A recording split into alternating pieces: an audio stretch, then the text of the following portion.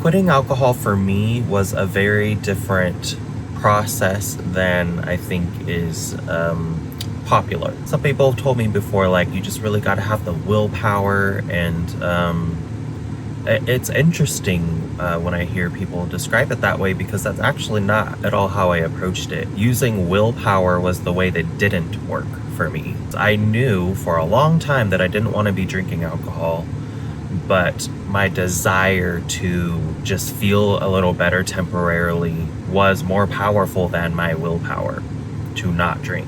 And so that's kind of something that I learned. It wasn't willpower that helped me quit drinking alcohol. It wasn't me being hard on myself. It was really the opposite, because that's what I was doing for a long time. Every time I would wake up in the morning hungover, I just would beat myself up internally and feel bad, and that didn't change anything. The way that I was able to quit drinking was by doing the opposite of that and taking on a new identity. I had to go from someone who sees myself as a drinker to someone who sees myself as someone who doesn't drink alcohol, and there's a certain kind of pride, I think, that comes with that, and interestingly enough, a certain aspect of ego that I think is actually necessary in that, because it was such a big change, and it was something that I kind of had to allow myself to be proud of, have some pride with, and attach to my identity, my ego, as the kind of person that I am.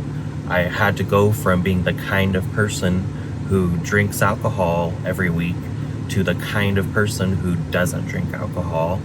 And I think a big part of that is, like, I'm gonna tell people about it. I'm gonna talk about my journey. That's part of why I think I started this YouTube channel, honestly. It helped me solidify that identity of somebody who doesn't drink alcohol. I talk about it to the people that are closest to me, solidifying that new identity within myself.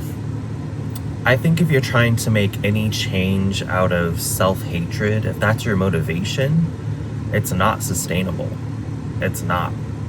Self-respect is sustainable. That is a feeling that you don't want to let go of. That is a feeling that will drive you. Self-love, self-respect, that is sustainable. Self-hatred feels like shit. It is not something that you can make any lasting change with. So it's just so interesting, because it's almost counterintuitive. You think that, you should be judging yourself for doing something that you know is wrong.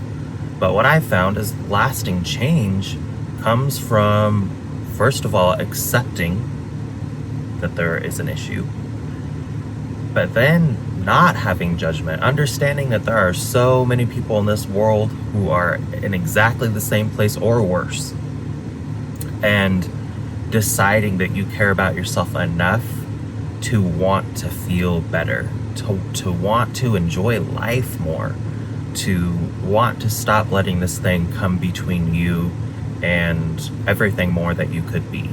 Sometimes we suffer for a long time before something clicks within us that says, I want better for myself. I want better for the people around me. So yeah, that's all I really wanted to talk about today. I realize it's been 2 months since I uploaded my last video, and I'm going to be making some videos about some other topics as well. There's a lot that I'd like to talk about. But for now, thank you so much for watching my videos, and I hope you have an awesome rest of your day.